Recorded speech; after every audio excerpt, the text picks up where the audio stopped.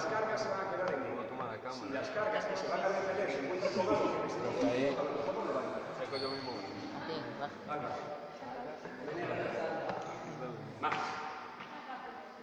A ver, mira tu público que te adora.